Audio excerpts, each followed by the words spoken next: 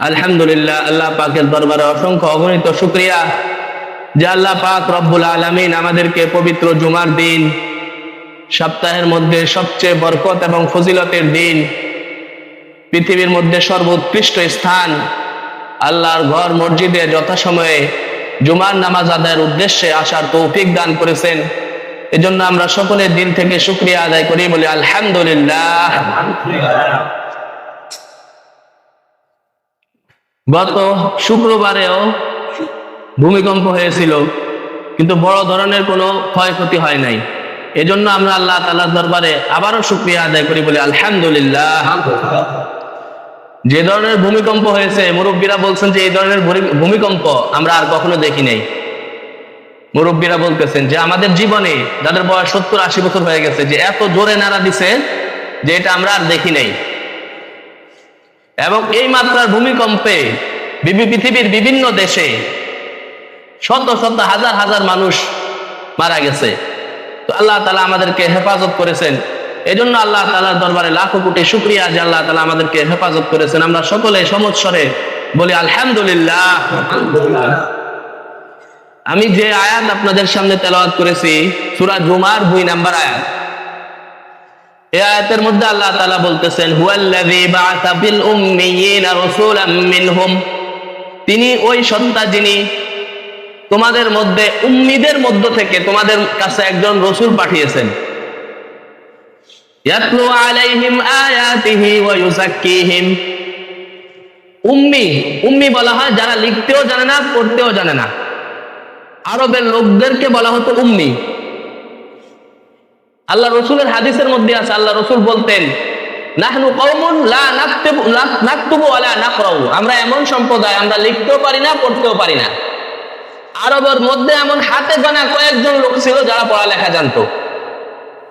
তো আল্লাহ তাআলা বলেন, এমন নিরক্ষর যারা উম্মি, তাদের মধ্য থেকে একজন রসুল আমি তোমাদের নিকট পাঠিয়েছি। 4টা দায়িত্বের কথা আল্লাহ তাআলা এই আয়াতের মধ্যে বলছেন। রসুলের 4টা দায়িত্ব। ইয়াতলু আলাইহিম আয়াতিহি, এক, আল্লাহ তাআলার আয়াত সমূহ তাদেরকে পড়ে শোনাবে, প্রথম দায়িত্ব। ওয়া ইউযাক্কিহিম, এবং তাদেরকে তাজকিয়াতুন নফস করবে, আত্মশুদ্ধ করবে। তাদের অন্তরকে দুনিয়ার মহব্বত, লাভ, লালসা, হিংসা, বিদ্বেষ, অহংকার, এগুলা থেকে পবিত্র, পরিষ্কার করবে। ওয়া ইউযাক্কিহিম ওয়া ইউআল্লিমুহুমুল কিতাবা ওয়াল হিকমা, এবং তাদেরকে কিতাব, আল্লাহর কোরআন শিক্ষা দিবেন এবং হিকমত শিক্ষা দিবে। অর্থাৎ আল্লাহ রাসূলের যে সুন্নাত আছে সেই সুন্নাত গুলোর শিক্ষা দিবে। ঘুমানোর কি সুন্নাত, ঘুম থেকে ওঠার কি সুন্নাত, খাওয়ার কি সুন্নাত, ব্যবসা বাণিজ্যের কি সুন্নাত, স্ত্রীর সাথে স্বামীর কি সুন্নাত, স্বামীর স্ত্রীর সাথে কি সুন্নাত, এই সমস্ত জাগতিক জীবনের সমস্ত সুন্নাত শিক্ষা দিবেন। এই 4টা দায়িত্ব আল্লাহ রাসূলকে দিয়ে আল্লাহ তাআলা দুনিয়াতে পাঠাইছেন। হুয়াল্লাযী বা'আসা ফিল উম্মিয়িনা রাসূলাম মিনহুম ইয়াতলু আলাইহিম আয়াতিহি ওয়া ইউযাক্কিহিম ওয়া ইউআল্লিমুহুমুল কিতাবা ওয়াল হিকমা। তো দ্বিতীয় দায়িত্ব হচ্ছে তাজকিয়ায়ে নফস, আত্মাকে, অন্তরকে পরিশুদ্ধ করা, অহংকার থেকে, হিংসা থেকে, লোভ লালসা থেকে, দুনিয়ার মহব্বত থেকে। এবং হাদিস শরীফের মধ্যে আল্লাহর নবী বলেন, ইন্না ফিল জাসাদি লামুদগা, নিশ্চয় মানুষের শরীরের মধ্যে একটা গোশতের টুকরা আছে। ফা ইন সালুহাত সালুহাত সাইরু আমালিহি, যদি তার ওই শরীরের ভিতরের গোশতের টুকরাটা পরিষ্কার হয়ে যায়, ভালো হয়ে যায়, সালুহাত সাইরু আমালিহি, তাহলে তার সমস্ত আমল ঠিক হয়ে যায়। সালুহাত সাইরু জাসাদিহি, তার পুরো শরীরটা সুস্থ হয়ে যায়, ভালো হয়ে যায়। ওয়া ইন ফাসাদাত ফাসাদাত সাইরু আমালিহি, আর যদি তার ওই গোশতের টুকরাটা খারাপ হয়ে যায়, পুরা মানুষটা খারাপ হয়ে যায়। যদি গোশতের টুকরা ভালো হয়, পুরা শরীরটা ভালো হয়। আর যদি গোশতের টুকরা খারাপ হয়, তাহলে পুরা শরীরটা খারাপ হয়ে যায়। ফাসাদাত সাইরু জাসাদিহি, তার পুরা শরীরটা খারাপ যদি ওই গোশতের টুকরাটা খারাপ হয়। আল্লাহ রাসূল বলেন, আলা ওয়া হিয়াল কলব, তোমরা ভালো করে জেনে রাখো, ভালো করে মনে রাখো, আলা ওয়া হিয়াল কলব, ওই গোশতের টুকরাটা হচ্ছে কলব, অন্তর। মানুষের অন্তর যদি ভালো হয়ে যায়, অন্তর যদি সুস্থ হয়ে যায়, তাহলে তার সমস্ত আমল, তার সব কিছু ঠিক হয়ে যায়। আর যদি এই অন্তর খারাপ হয়ে যায় তার সমস্ত আমল খারাপ হয়ে যায়। এজন্য কোরআনুল কারীমের মধ্যে আল্লাহ তাআলা বলেন ইয়াউমা লা ইয়ানফাউ মালু ওয়ালা বানুন, সেদিন তাদের সম্পদ তাদের সন্তান কোনো কাজে আসবে না। ইয়াউমা লা ইয়ানফাউ মালু ওয়ালা বানুন ইল্লা মান আতাল্লাহা বিকলবিন সালিম, তবে যারা আল্লাহর কাছে সুস্থ হৃদয় নিয়ে সুস্থ অন্তর নিয়ে আল্লাহ তাআলার কাছে যারা আসতে পারবে, যে অন্তরের মধ্যে হিংসা থাকবে না, যে অন্তরের মধ্যে অহংকার থাকবে না, যে অন্তরের মধ্যে লোভ লালসা থাকবে না, দুনিয়ার মহব্বত থাকবে না, এমন অন্তর সুস্থ অন্তর নিয়ে যারা আসতে পারবে তারাই কাল কিয়ামতের মাঠে নাজাত পাবে। সেদিন কোনো সম্পদ কোনো সন্তান কাজে আসবে না। ইয়াউমা লা ইয়ানফাউ মালু ওয়ালা বানুন ইল্লা মান আতাল্লাহা বিকলবিন সালিম। তো এই দ্বিতীয় নাম্বার দায়িত্ব ছিল রাসূলের মানুষের অন্তরগুলোকে পরিশুদ্ধ করা, তাজকিয়ায়ে নফস। এবং পৃথিবীতে যত নবী এসেছেন সমস্ত নবীদের কথা যাতে মানুষ মানে, এজন্য রাসূলদের দ্বারা আল্লাহ তাআলা অসংখ্য অগণিত ঘটনা ঘটিয়েছেন। অলৌকিক অনেক ঘটনা রাসূলদের থেকে প্রকাশ পেয়েছে, যেগুলোকে বলা হয় মুআজিজা। মুসা আলাইহিস সালামকে আল্লাহ তাআলা মুআজিজা দিয়েছেন, ওনার হাতে একটা লাঠি ছিল। ওই লাঠি যদি জমিনের উপর রাখতেন তাহলে সাথে সাথে সাপ হয়ে যেত। সূরা তুরের মধ্যে আছে, আল্লাহ তাআলা মুসা আলাইহিস সালামকে বলছেন আলকিহা ফাআলকাহা ফাইযা হিয়া হাইয়াতুন তাসআ। মুসা আলাইহিস সালামকে আল্লাহ তাআলা প্রথমে জিজ্ঞাসা করতেন ওয়া তিলকা বিয়ামিনিকা ইয়া মুসা, হে মুসা তোমার হাতে এটা কি? মুসা আলাইহিস সালাম বলছেন হিয়া আসাই, এটা আমার লাঠি। আতাওয়াক্কাউ আলাইহা ওয়া আহশু বিহা আলা ওয়ানামি ওয়া লিয়া ফিহা মাআরিবু উখরা, এটা আমার লাঠি, এটা দিয়ে আমি আমার ছাগলের জন্য গাছ থেকে পাতা পাড়ি এবং আমার এই লাঠি দ্বারা আরো অনেক কাজ হয়। আল্লাহ তাআলা প্রশ্ন করতেন যে মুসা তোমার হাতে এটা কি? তো শুধু লাঠি বললে হয়তো হিয়া আসাই, কিন্তু উনি আল্লাহ তাআলার সাথে কথা বলার জন্য উদ্গ্রীব, এজন্য এক কথার উত্তরে তিন চারটা বলে ফেলছেন। হিয়া আসাই আতাওয়াক্কাউ আলাইহা, এই লাঠির উপর আমি এক লাগায় দাঁড়াই। ওয়া আহশু বিহা আলা ওয়ানামি, আমি আমার পাতা ছাগলের জন্য গাছ থেকে এই লাঠির মাধ্যমে পাতা পাড়ি। ওয়া লিয়া ফিহা মাআরিবু উখরা, এবং আমার আরো অনেক কাজ আছে এই লাঠি দিয়ে। কেমন যেন আল্লাহ তাআলার সাথে আরো কথা বলতে যাচ্ছেন যে আল্লাহ আরো কি কি কাজ, সেগুলা বললে আমি সেটাও বলবো। তো ওই লাঠি যখন জমিনের উপর রাখতেন সাথে সাথে বিশাল বড় অজগর সাপ হয়ে যেত। হাইয়াতুন তাসআ। মুসা আলাইহিস সালামের আরেকটা মুজিজা ছিল, উনি যখন ওনার হাত বগলের নিচে রাখতেন সাথে সাথে সাদা হয়ে যেত, শুভ্র হয়ে যেত। পাথরের উপর আঘাত করলে পাথরের থেকে পানির ঝর্ণা বের হতো। এবং ওই যে ফেরাউনকে যে নীল নদে ডুবে আল্লাহ তাআলা হত্যা করেছেন, সেখানে মুসা আলাইহিস সালাম লাঠি দিয়ে আঘাত করতেন, সাথে সাথে 12টা রাস্তা হয়ে গেছে। এগুলা সব মুসা আলাইহিস সালামকে আল্লাহ তাআলা মুজিজা হিসেবে দিয়েছেন, যাতে এগুলা দেখে ফেরাউন এবং যারা কাফের তারা বিশ্বাস করে ওনার উপর ঈমান আনে, ওনার কথা মতো চলে। দাউদ আলাইহিস সালামকে আল্লাহ তাআলা মুজিজা দিয়েছেন ওয়া আলান্না লাহুল হাদিদ। দাউদ আলাইহিস সালামের মুজিজা ছিল ওনাকে আল্লাহ তাআলা এমন শক্তি দিয়েছেন, উনি যদি লোহাকে ধরতেন সাথে সাথে লোহা মোমের মতো গলে যেত, মোমের মতো নরম হয়ে যেত। ওই লোহা দিয়ে দাউদ আলাইহিস সালাম লোহার বর্ম তৈরি করতেন এবং লোহার যত আসবাব ছিল এগুলা উনি সহজেই তৈরি করতে পারতেন। আল্লাহ তাআলা বলেন আলান্না লাহুল হাদিদ, দাউদ আলাইহিস সালামের জন্য আমি লোহাকে নরম করে দিয়েছি। ঈসা আলাইহিস সালামকে আল্লাহ তাআলা এমন যোগ্যতা দিয়েছেন, উনি যদি কোনো কবরের পাশ দিয়ে যেতেন, কবরে মৃত ব্যক্তিকে যদি উনি বলতেন কুম বিইذনিল্লাহ, আল্লাহর আদেশে দাঁড়িয়ে যাও, আল্লাহর ইচ্ছায় কবর থেকে উঠে যাও, সাথে সাথে ওই মৃত ব্যক্তি কবর থেকে উঠে কথা বলা শুরু করতো। এটা ছিল ঈসা আলাইহিস সালামের মুজিজা। এবং তুবরিউল আকমাহা ওয়াল আবরাসা বিইذনিল্লাহ, আল্লাহ তাআলা বলেন আল্লাহর আদেশে তিনি জন্মান্ধ ব্যক্তিকে, কুষ্ঠ রোগীকে পরিপূর্ণ সুস্থ করে ফেলতে পারতেন। কুষ্ঠ রোগীর শরীরে যদি হাত দিতেন তাহলে কুষ্ঠ রোগ ভালো হয়ে যেত। জন্মান্ধ ব্যক্তির শরীরে হাত দিলে তার জন্মান্ধ সে একেবারে দেখতে পেত। এটা ছিল ঈসা আলাইহিস সালামের মুজিজা। ইব্রাহিম আলাইহিস সালামকে আল্লাহ তাআলা এরকম মুজিজা দিয়েছেন। নমরুদ আগুনের মধ্যে নিক্ষেপ করতে, কিন্তু আগুনের মধ্যে 40 দিন ছিল, ওনার শরীরের একটা পশমও পুড়ে নাই। আল্লাহ তাআলা বলেন ওয়াকুলনা ইয়া নারু কুনি বারদাও ওয়া সালামান আলা ইব্রাহিম, হে আগুন তুমি ইব্রাহিমের জন্য শান্তিদায়ক ঠান্ডা হয়ে যাও। সালেহ আলাইহিস সালামকে আল্লাহ তাআলা মুজিজা দিয়েছেন, উনি পাহাড় থেকে 10 মাসের গর্ভবতী একটা উটনি বের করে দেখাইছেন তার সম্প্রদায়কে। এভাবে প্রত্যেক নবীকে, সুলাইমান আলাইহিস সালামকে আল্লাহ তাআলা বিশাল বড় রাজত্ব দিয়েছেন, সিংহাসন, বাতাসকে তার অনুগামী করে দিয়েছেন। ওই বাতাস তাকে এক সকালে 1 মাসের রাস্তা উড়িয়ে নিয়ে যেত। বিশাল বড় রাজত্ব দিতে জিন ইনসান সকলে তার কথা শুনতো। কূপের মধ্যে পানি নাই, আল্লাহ রাসূল কুলি করে পানি ফেলে দিয়েছেন, কূপের পানি মুহূর্তের মধ্যে কূপ পানিতে ভরে গেছে। ছোট ছাগলের বাচ্চা একেবারে ছোট, কিন্তু আল্লাহ রাসূল ওলানে হাত দিয়েছেন, তার ওলানের মধ্যে দুধ এসে গেছে। এরকম অসংখ্য অগণিত মুজিজা আল্লাহ তাআলা আল্লাহ রাসূলকে দান করেছেন। কিতাবের মধ্যে আরেকটা মুজিজা পাওয়া যায়। এক বেদুইন আসছে একদিন আল্লাহ রাসূলের কাছে, وقد صاد ضبطا ان عربيا جاء الى النبي صلى الله عليه وسلم। একদিন এক বেদুইন আসছে আল্লাহ রাসূলের কাছে, এসে আল্লাহ রাসূলকে দাঁড়াচ্ছে, তাও গালিগালাজ করতেছে, বলছে তুমি আমাদেরকে কি নতুন ধর্মের দিকে দাওয়াত দিতেছ, আমাদের বাপ দাদার ধর্ম ছেড়ে দিতে বলছো, এভাবে বিভিন্ন কথা বলতেছে। এবং সে বলতেছে যে আমি তোমার উপর কখনোই ঈমান আনবো না যদি আমার হাতে এই দব যদি ঈমান না আনে। দব হচ্ছে আমাদের দেশের গুইসাপের মতো দেখতে, সান্ডা বলে এটাকে বাংলাতে। এটা খাওয়া জায়েজ কিন্তু মাকরুহ। আল্লাহ রাসূলের সামনে খালেদ রাদিয়াল্লাহু তাআলা আনহু খাইতেছেন। আল্লাহ রাসূলকে যখন বলা হয়েছে ইয়া রাসূলুল্লাহ আপনিও খান, রাসূল সাল্লাল্লাহু আলাইহি ওয়াসাল্লাম বলেন লাম ইয়াকুন ফি আরদি কওমি, এটা আমার মাতৃভূমিতে এটা পাওয়া যায় না। এই দব আমাদের দেশের মানুষ খায়ও না, আমরা পাইও না, সুতরাং আজিদুন ওয়া আফিয়াহু, আমি এটা না খাওয়াই আমার জন্য ভালো মনে করি।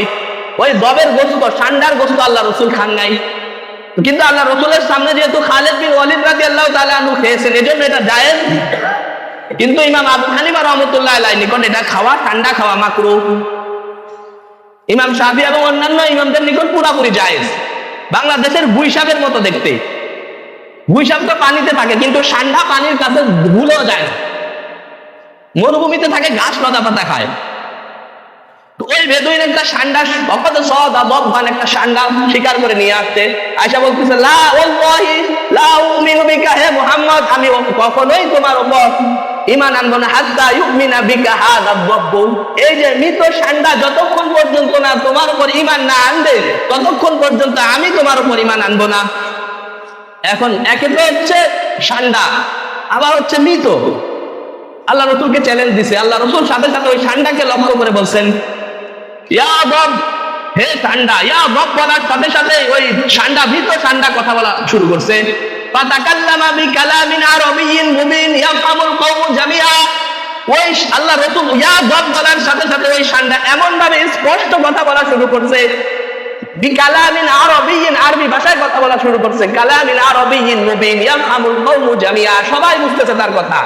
লাব্বাইক ওয়া সা'দাইক ইয়া রাসূল রাব্বিল আলামিন, লাব্বাইক ওয়া সা'দাইক ইয়া রাসূলুল্লাহ, আমি আপনার ডাকে সাড়া দিতেছি, আমি উপস্থিত, আপনার খেদমতে আমি উপস্থিত।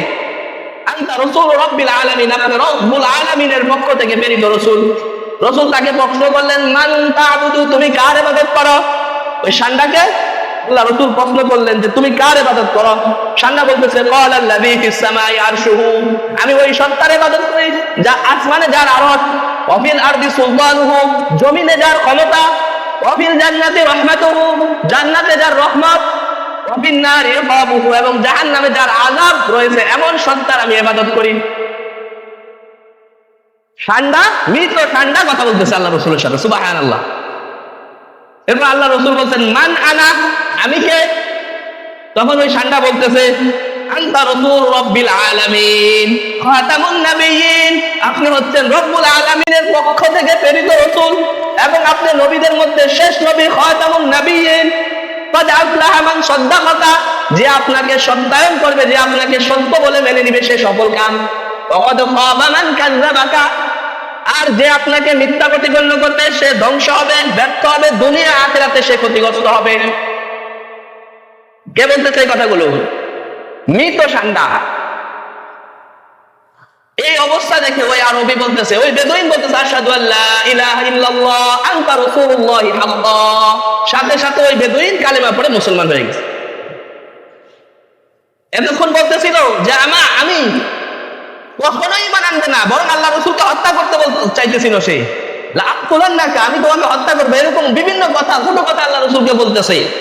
এরকম অসংখ্য মুআজিজা আল্লাহ রাসূলকে আল্লাহ তাআলা দিয়েছেন, যেগুলা দেখে মানুষ আল্লাহ রাসূলের প্রতি বিশ্বাস করে, নবীদের প্রতি বিশ্বাস স্থাপন করে। আল্লাহ রাসূল বলেন, ইন্নী লাআরিফু হাজারান, আমি একটা পাথর, তিনি ইউসাল্লিমু আলাইয়া, যে পাথর ক্বাবলা নবুওয়াতি, আমাকে নবী হওয়ার আগেও আমাকে দেখলেই সালাম করত। হাজরুল আসওয়াদ পাথরের ব্যাপারে তার মুফাসসিরিনগণ, মুহাদ্দিসিনগণ লিখছেন, এটা হাজরুল আসওয়াদ পাথরের কাছে যখনই রাসূল যাইতেন তখনই রাসূলকে সালাম দিত হাজরে আসওয়াদ। এবং এক সাহাবী বলেন যে আমি আল্লাহ রাসূলের সাথে একবার যাচ্ছি, তো সাথে সাথে পিছন থেকে ফামা মাররা বিহাজারিন ওয়ালা শাজারিন ইল্লা সাল্লামা আলাইহি, যখনই কোনো গাছের পাশ দিয়ে, পাথরের পাশ দিয়ে যাচ্ছিলেন রাসূল, ওই গাছ পাথর রাসূলকে সালাম দিতেছিল। এগুলা ঘটান রাসূলদের সাথে, এগুলাকে বলা হয় মুআজিজা। আর আল্লাহর ওলিদের থেকেও কখনো কখনো অলৌকিক কোনো ঘটনা ঘটে, এটাকে বলা হয় কারামত। এটা আল্লাহর ওলিদের সম্মান বাড়ানোর জন্য আল্লাহ তাআলা এগুলা ঘটান। আর কখনো কখনো আমরা দেখবো যারা নামাজ কালাম পড়ে না, দুনিয়াদার, তাদের থেকেও অলৌকিক ঘটনা ঘটা সম্ভব, কিন্তু সেগুলো হচ্ছে ইস্তিদরাজ, ওটা আল্লাহর পক্ষ থেকে ছাড় দেওয়া, ওগুলা কারামতও না, মুআজিজাও না। আল্লাহ রাসূলকে এই ধরনের ঘটনা মুআজিজা ঘটাইতেন কেন আল্লাহ তাআলা? যাতে এটা দেখে মানুষের বিশ্বাস হয় যে তিনি আল্লাহর নবী, আল্লাহ রাসূলের উপর ঈমান আনে এবং রাসূলের কথা মতো চলে। তো রাসূল সাল্লাল্লাহু আলাইহি ওয়াসাল্লামের দ্বিতীয় দায়িত্ব ছিল ওয়ায়ুযাক্কিহিম, মানুষের আত্মাকে পরিশুদ্ধ করবে। মানুষের আত্মার মধ্যে কিছু রোগ থাকে, অহংকার একটা রোগ, নিজেকে বড় মনে করা, কিবির। আল্লাহ রাসূল, আল্লাহ তাআলা হাদিসের মধ্যে বলেন, আল কিবরিয়াউ রিদাই, অহংকার হচ্ছে আমার চাদর। এই চাদর নিয়ে যে টানাটানি করবে, বাত্তাতুহু, তাকে আমি ছিন্ন বিচ্ছিন্ন করে দেব।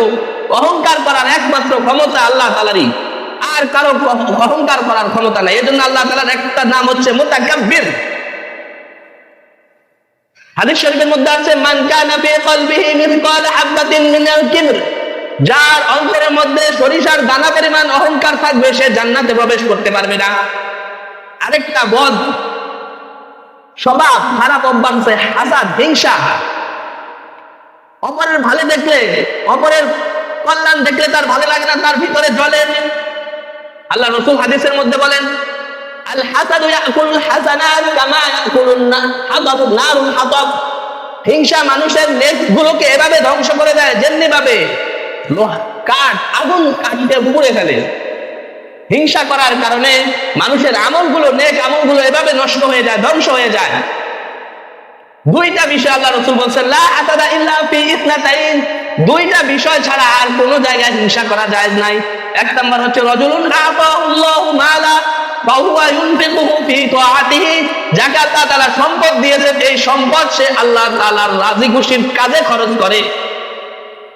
ওয়ারাজুলুন আতাহুল্লাহুল কুরআন ওয়া হুয়া ইয়াতলুহু আনাআল লাইলি ওয়ান নাহার, এবং দ্বিতীয় ব্যক্তি যাকে আল্লাহ তাআলা কুরআন পাঠ করার মতো যোগ্যতা দান করেছেন, যে আল্লাহর কালাম সুন্দর করে পড়তে পারে, এবং সে দিন রাত, আল্লাহ তাআলা তাকে আল্লাহর কালাম পড়ার যোগ্যতা দিয়েছেন, এবং সে দিন রাত ওই কোরআন তেলাওয়াত করে। এই দুই ব্যক্তির সাথে হিংসা করা, ঈর্ষা করা জায়েজ আছে, আর কোন ক্ষেত্রে হিংসা জায়েজ নাই। সম্পদ পাইছে তো আল্লাহ তাআলা, ওই সম্পদকে সে আল্লাহর রাস্তায় খরচ করে।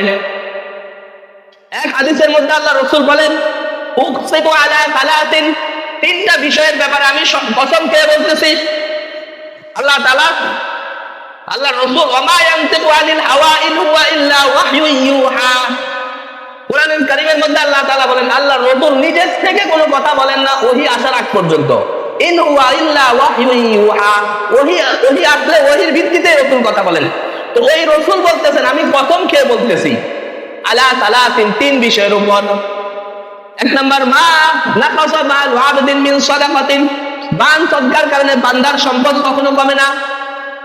ওয়ামা ফাতাহা বাবু ওয়ামা ফাতাহা আবদুন বাবা মাসআলাতিন, কোন বান্দা যখন ভিক্ষার দরজা খুলে, ভিক্ষার দ্বারা মানুষের অভাব যায় না। ওয়ামান তাওয়াবা লিল্লাহ রাফাহুল্লাহ, যে আল্লাহর জন্য বিনয় অবলম্বন করে, রাফাহুল্লাহ, আল্লাহ তাআলা তার মর্যাদাকে উঁচু করে দেন। তো বিনয় হওয়া, অহংকারী না হওয়া, ভিতরে হিংসা না থাকা, দুনিয়ার প্রতি লোভ লালসা না থাকা, এটা হচ্ছে আত্মশুদ্ধি। তার ভিতরে এগুলা থাকবে, বোঝা যাবে যে তার আত্মশুদ্ধ হয়েছে, আত্মা শুদ্ধ হয়েছে। কারণ হাদিস শরীফের মধ্যে আছে হুব্বুদ দুনিয়া রাসু কুল্লু খাতিয়া, দুনিয়ার মহব্বত সমস্ত গুনাহের জড়, সমস্ত গুনাহের মূল। ততক্ষণ পর্যন্ত তার পক্ষে গুনাহ ছাড়া সম্ভব না। এই যে ভূমিকম্প হয়ে গেল, এটা কিন্তু ভালো লক্ষণ না। পরপর কয়েকবার ভূমিকম্প হয়ে গেছে, এটা আল্লাহ তাআলার নারাজির আলামত। এবং কোরআন হাদিস শরীফের মধ্যে আছে কিয়ামতের আগে ঘন ঘন ভূমিকম্প হবে। কানিজামিন বালিন তুতিয়াতিল কুহু, আল্লাহ রাসূল বলেন পুরাতন তসবির দানা, পুরাতন মালা যখন একটা দানা ছুটে যায় তখন বাকিগুলা একেবারে লাগাতার পড়তে থাকে। এভাবে ঘন ঘন ভূমিকম্প হবে, ভূমিধস হবে, আল্লাহর আযাব হবে, আল্লাহর আযাব আসবে, মানুষের চেহারা বিকৃত করে দেওয়া হবে। এরকম কিছু অপরাধের কথা আল্লাহ রাসূল হাদিসের মধ্যে বলছেন যে এই অপরাধগুলো যখন সমাজে বেড়ে যাবে তখন সমাজে বেশি বেশি ভূমিকম্প হবে। এক নম্বর, ইদা তুকিদাল ফাইউ দুওয়ালা, যখন গনিমতের মালকে নিজের ব্যক্তিগত সম্পদ মনে করবে। গনিমতের মালের মধ্যে এটা সবার হক আছে, যুদ্ধলব্ধ যে সম্পদ সেটাকে বলা হয় গনিমত। এটা সবার অধিকার আছে, সমস্ত মুসলমানের অধিকার আছে। এটাকে যদি সে নিজের সম্পদ মনে করে যাচ্ছে তাই ব্যবহার করে, এটা হচ্ছে ভূমিকম্প হওয়ার একটা আলামত। এটা একটা এমন অপরাধ।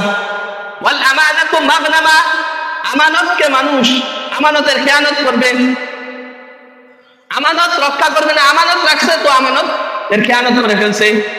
ওয়াজ যাকাতু মাগরামা, সমাজের মধ্যে মানুষ যাকাত দিবে না, যাকাতকে মানুষ জরিমানা মনে করবে। ওয়াতুল্লিমা লিগাইরিদ দ্বীন, দ্বীন বিবর্জিত শিক্ষার কথা বলবে, মানুষ দ্বীন শিখবে না, দ্বীনহীন শিক্ষার প্রতি মানুষের আগ্রহ বেশি থাকবে। আর দ্বীন শিখলেও আল্লাহকে রাজি খুশি করার জন্য দ্বীন শিখবে না। ওয়া আতাআ রাজুলু ইমরাআতাহু, এবং মানুষ তার স্ত্রীর আনুগত্য করবে, স্ত্রীর কথা মতো চলবে। ওয়া উম্মাহু, মায়ের অবাধ্য হবে, মায়ের কথা মতো চলবে না, স্ত্রী যা বলে সেই কথা অনুযায়ী চলবে। কিয়ামতের আলামত, কিয়ামতের আলামত ভূমিকম্প, ভূমিধস, এগুলা হওয়ার কারণ। ওয়া আদনা সাদিকাহু, বন্ধুকে নিকটবর্তী করবে। ওয়া আহসা আবাহু, পিতাকে দূরে ঠেলে দিবে। বন্ধু যা বলে সেই অনুযায়ী চলবে, পিতা যে উপদেশ দিবে পিতার কথা মতো শুনবে না, পিতার কথা মানবে না। ওয়া যাহারাতিল আসওয়াতু ফিল মাসাজিদ, মানুষ মসজিদের মধ্যে জোরে জোরে হট্টগোল, জোরে জোরে কথা বলবে, মসজিদের মধ্যে ঝগড়া বিবাদ করবে। মসজিদের মধ্যে জোরে কথা বলা এটাও ভূমিকম্পের আলামত, কিয়ামতের আলামত। ওয়াসাদাল কাবিলাতু ফাসিকুহুম, আল্লাহ রাসূল বলেন সমাজের নেতৃত্ব দিবে পাপাচার লোকগুলো, ফাসিক লোকগুলো সমাজের নেতৃত্ব দিবে। ওয়াকানা যাইমুল কওমি আরযালুহুম, এবং সমাজের জিম্মাদার হবে ওই লোকগুলা যেগুলা সবচেয়ে খারাপ লোক। সমাজের মধ্যে যারা সবচেয়ে খারাপ তারাই হবে সমাজের মূল নেতা, সমাজের মূল জিম্মাদার তারা হবে।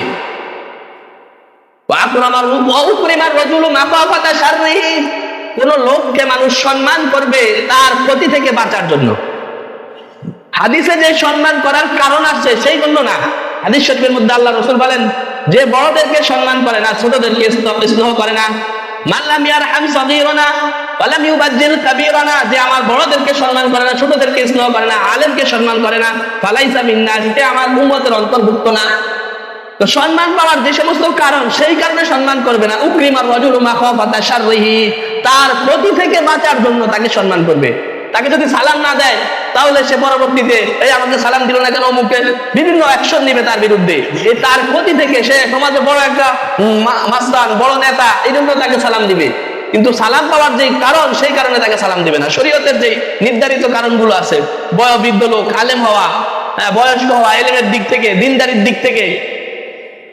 ওয়াযাহারাতিল কাইনাত ওয়াল মাগাদিব, সমাজের মধ্যে ঢোল, তবলা, গান, গায়িকাদের প্রাদুর্ভাব বেশি হবে, গায়িকাদের খুব কদর হবে।